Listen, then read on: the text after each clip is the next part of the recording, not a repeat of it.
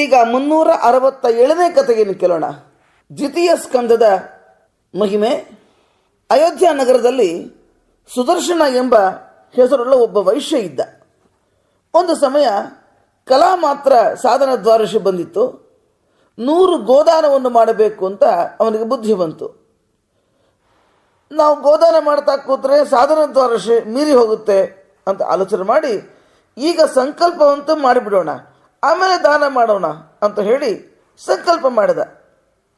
ಸಂಕಲ್ಪ ಮಾಡಿದ ಕೂಡಲೇ ಅವನ ಪ್ರಾಣ ಹೊಟ್ಟೋಗ್ಬಿಡ್ತು. ಅವ ಮೃತನಾಗಿಬಿಟ್ಟಿದ್ದಾನೆ. ಆಮೇಲೆ ಅವನ ಹೆಂಡತಿ ಮಕ್ಕಳು ಆ ಗೋದಾನವನ್ನು ಮಾಡಲೇ ಇಲ್ಲ. ಆದ್ದರಿಂದ ಆ ಮೃತನಾದ ವೈಶ್ಯನಿಗೆ ಬ್ರಾಹ್ಮಣರ ಸ್ವತ್ತನ್ನು ಅಪಹರಿಸಿದ ದೋಷ ಬಂತು. ಅನೇಕ ದುಃಖಗಳನ್ನು ಅನುಭವಿಸ್ತಾನೆ.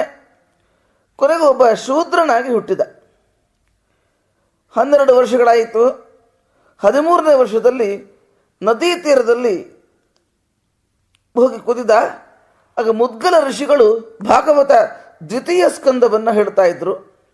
ಅದನ್ನು ತಾನು ಶ್ರವಣ ಮಾಡಿದ್ದಾನೆ. ಅದರ ಪ್ರಭಾವ ಏನಾಯಿತು, ಅವನ ದೇಹವನ್ನು ಪರಿತ್ಯಾಗ ಮಾಡಿ ಸ್ವರ್ಗವನ್ನು ಸೇರಿದ್ದಾನೆ. ಮುದ್ಗಲರ ಶಿಷ್ಯರು ಅವನ ದೇಹಕ್ಕೆ ಸಂಸ್ಕಾರ ಮಾಡಿದರು. ಆ ದೇಹವನ್ನು ಸುಡುತ್ತಿರುವಾಗ ಅದರ ಗಂಧದ ಪರಿಮಳ ಬರುತ್ತಂತೆ. ಹಾಗೆ ಈ ರೀತಿ ಬ್ರಹ್ಮಸ್ವವನ್ನು ಅಪಹಾರ ಮಾಡಿದ ದೋಷದಿಂದ ನಿರ್ಮುಕ್ತನಾಗಿದ್ದಾನೆ. ಕೊನೆಗೂ ಭಗವಂತನನ್ನೇ ಸೇರಿದ್ದಾನೆ, ಪರಮಾತ್ಮನ ಲೋಕವನ್ನು ಹೊಂದಿದ್ದಾನೆ. ದ್ವಿತೀಯ ಸ್ಕಂದ ಭಾಗವತರ ಶ್ರವಣದ ಮಹತ್ವ ಹೀಗೆ. ಇಲ್ಲಿಗೆ 367ನೇ ಕಥೆ ಮುಕ್ತಾಯವಾಯಿತು. ಶ್ರೀಕೃಷ್ಣಾರ್ಪಣಮಸ್ತು.